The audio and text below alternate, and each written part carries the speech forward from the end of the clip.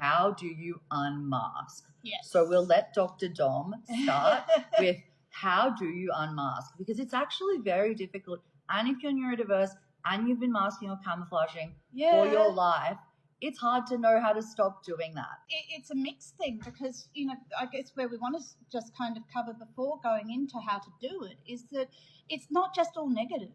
There are definitely some aspects of it that aren't helpful.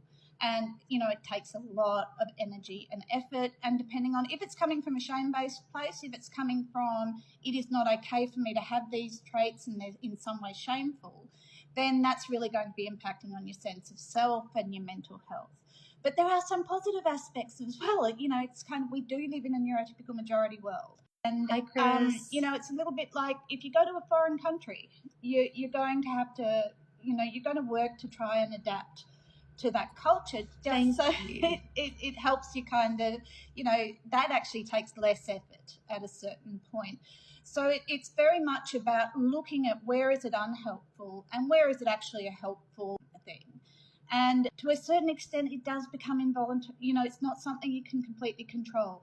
Once you kind of sit there and start really kind of connecting with that you are autistic or that you do have ADHD, the unmasking just starts to happen. It gets harder and harder. But if we want to kind of get practical skills, if we have a look at what masking or camouflaging is, it's hiding autistic traits. So the very first thing is to get to know your own autistic traits or your ADHD traits, befriend them. Actually connect and make them part of yourself. And then you can make a choice how much you want to show them to other people. How would you say that masking is different if you have an ADHD compared to autism?